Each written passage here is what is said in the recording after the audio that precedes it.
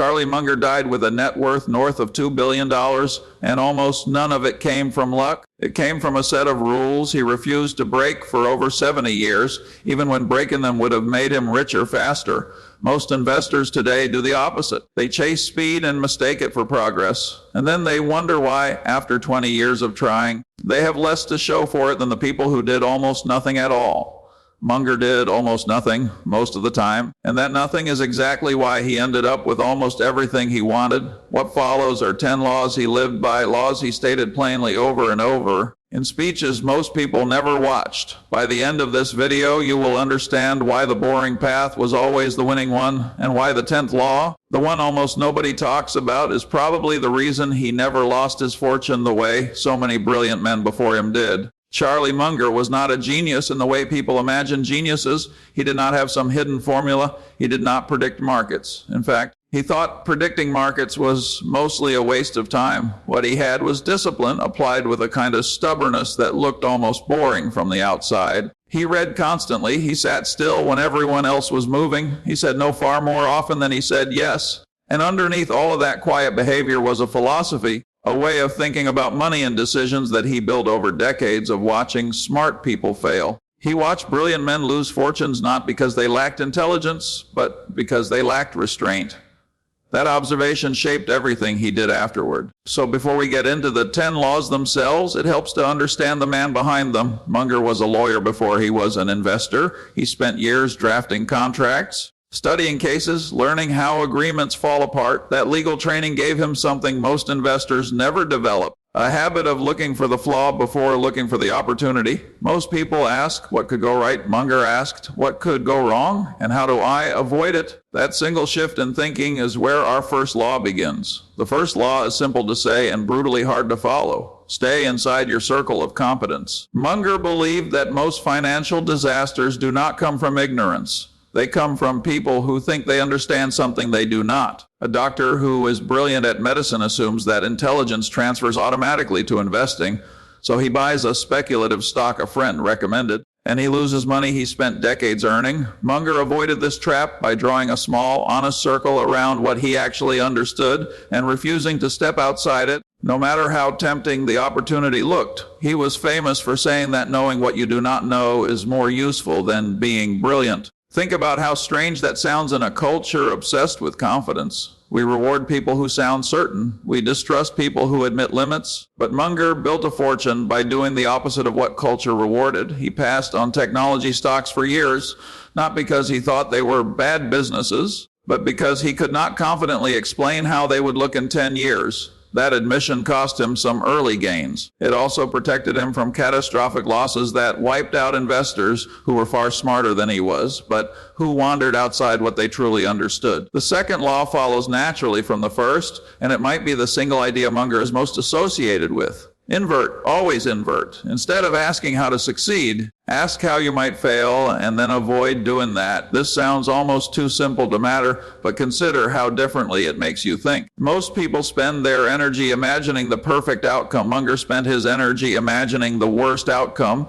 and then engineering it out of existence. If you want a happy life, he said, study what causes misery and stay away from those things. If you want a successful business, study why businesses fail and avoid those exact mistakes. This is not pessimism. It is a kind of protective realism. Inversion forced Munger to think about debt differently than most investors did. He watched company after company collapse not because their core business was weak, but because they borrowed too aggressively during good times and could not survive when conditions turned. So instead of asking how much debt he could use to maximize returns, he asked what level of debt could destroy him if things went wrong, and he stayed far below that line. That single habit, thinking backward from disaster, probably saved him more money over his lifetime than any single investment ever made him. The third law is about patience, and it might be the hardest one to actually practice, even though it sounds easy to understand. Munger believed that the big money is not in the buying or the selling. It is in the waiting. He compared investing to a game where you can watch 1,000 pitches go by and never have to swing. And only when the perfect pitch arrives do you take your shot. Most investors cannot resist swinging. They feel the need to be doing something, to be active, to prove they are working hard for their returns. Munger did the opposite. He would sit on cash for years if nothing met his standard. He turned down deal after deal that looked reasonable, waiting instead for deals that looked obviously good, the kind where the odds were tilted so heavily in his favor that a mistake would be hard to make. This patience is uncomfortable. It feels like wasted time. But Munger understood something counterintuitive. Doing nothing is often the most productive thing an investor can do, because every unnecessary move introduces risk, cost, and the chance of error. The fewer decisions you make, the fewer chances you give yourself to be wrong. That patience connects directly to the fourth law, which is about protecting yourself from your own mistakes before they happen. Munger called it the margin of safety. Never buy something, he argued, where the price only makes sense. If everything goes right, leave room for things to go wrong, because things always eventually go wrong. This idea came originally from his partner Warren Buffett's mentor Benjamin Graham, but Munger applied it with a stubbornness that went beyond just stock prices. He wanted margin of safety in his business partnerships, in his personal finances, and his reputation. He avoided situations where a single bad surprise could wipe him out. Compare that to how most people actually manage money. Most people borrow up to their limit, spend up to their income, and invest as if the future will always cooperate. Munger built buffers everywhere. He assumed the future would occasionally punch him in the face, and he made sure that when it did, he would still be standing afterward. He wasn't optimizing for the biggest possible return. He was optimizing to still be in the game a decade later, because you cannot compound wealth if you go broke along the way. The fifth law is about something most people underestimate entirely, which is the power of incentives. Munger had a phrase he repeated often: "Show me the incentive and I will show you the outcome." He thought incentives shaped behavior more than character or intelligence ever could. That idea changed how he evaluated everything, from employees to business partners to entire industries. Before investing in a company, he would ask not just whether the leadership seemed honest, but what they were actually being paid to do. If a manager's bonus depended on short-term stock performance, Munger assumed that manager would eventually make short-term decisions, even if it hurt the company later. If a salesman earned commission on volume rather than customer satisfaction, Munger assumed that salesmen would eventually push products people did not need. None of this meant he thought people were bad. Most people, he figured, simply respond to whatever system they are placed inside, often without noticing it. So instead of trusting good character alone, he studied the structure surrounding that character, because structure usually wins in the end. The sixth law pushed Munger to think differently than almost every other investor of his era, and it explains why his mind worked the way it did. He built what he called a latticework of mental models, borrowing ideas from psychology, biology, physics, economics, and history, and applying them together rather than relying on a single framework. Most investors specialize narrowly. They learn financial ratios and stop there. Munger thought that approach was dangerously limited, because reality does not organize itself neatly into one subject. A business problem might actually be a psychology problem in disguise. A market crash might actually be a herd behavior problem borrowed straight from biology. By studying multiple disciplines and layering their lessons on top of each other, Munger built a kind of mental toolkit that let him see patterns other investors missed entirely. He famously said that to the man with only a hammer, every problem looks like a nail, and he refused to be that man. This is why Munger read constantly across subjects that had nothing to do with finance. He was not reading for entertainment. He was building the lattice piece by piece, decade after decade, until his mind could approach almost any problem from several angles at once. The seventh law is uncomfortable because it requires confronting emotions most people would rather ignore. Munger considered envy, resentment, and self-pity among the most destructive forces a person could carry, financially and otherwise. He watched investors ruin themselves not through bad math, but through bad emotion, chasing returns because a neighbor got rich faster, or refusing to sell a losing position because admitting the mistake felt too painful. Munger tried to eliminate these emotions from his own decision-making almost as a discipline, the same way an athlete trains a weak muscle. He argued that envy in particular was a uniquely useless emotion because it brought no benefit whatsoever, only distortion. If you are constantly comparing your progress to someone else's,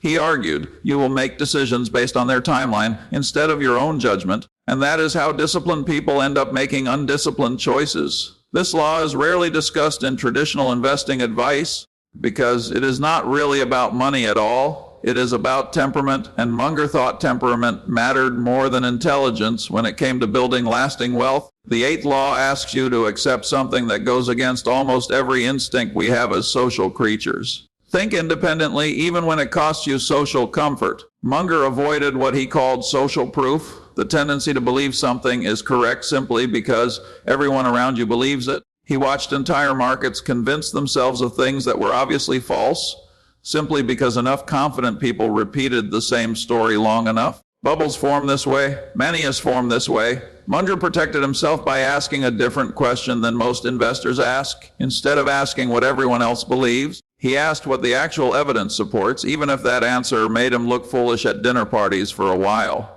This is lonelier than it sounds. Being early and correct often looks identical for years to being simply wrong. Munger accepted that discomfort as the price of independent thinking. He was willing to be criticized in the short term in exchange for being right in the long term, and that trade, uncomfortable as it was, is part of what let him buy quality businesses while everyone else was chasing whatever was fashionable that particular year. The ninth law is about learning, and Munger treated it almost like a moral obligation rather than a hobby. Go to bed every night a little wiser than you were when you woke up. He read constantly, not to impress anyone, but because he was convinced that knowledge compounded the same way money did. A small daily habit of learning, repeated across decades, eventually produced enormous advantages that people who skipped that habit could never catch up to, no matter how talented they were. Munger was famously described as a book with legs sticking out. He read biographies, science, psychology, history, and business, often several books at once.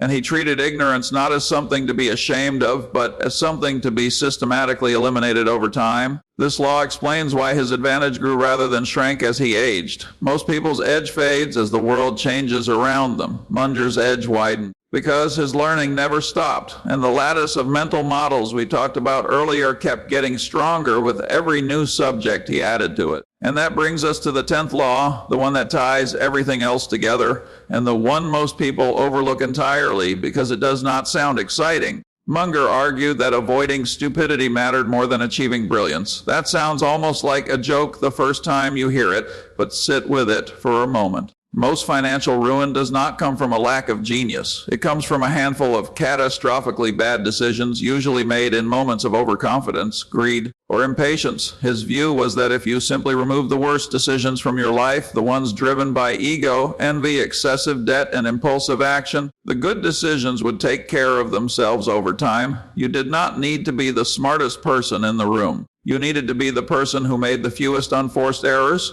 consistently, over the longest period of time. This is why patience, margin of safety, independent thinking, and emotional discipline all mattered more to Munger than raw intelligence. Intelligence without restraint eventually meets a decision that undoes everything. Restraint without intelligence still survives, and survival compounded over enough decades quietly outperforms almost everyone chasing brilliance. Put all 10 of these laws together and a pattern becomes obvious. Munger was not trying to win every year. He was trying to never lose so badly that he could not keep playing. He stayed inside his circle of competence. He thought backward from failure before thinking forward toward success. He waited for the right opportunities instead of forcing action. He protected himself with margin of safety. He studied incentives instead of trusting character alone. He built a lattice of ideas across many disciplines. He eliminated envy and resentment from his decision-making. He thought independently even when it was lonely. He learned relentlessly every single day, and underneath all of it, he prioritized avoiding stupidity over chasing brilliance. None of these laws are complicated. None of them require a special talent. That is exactly why they work, and exactly why so few people actually follow them.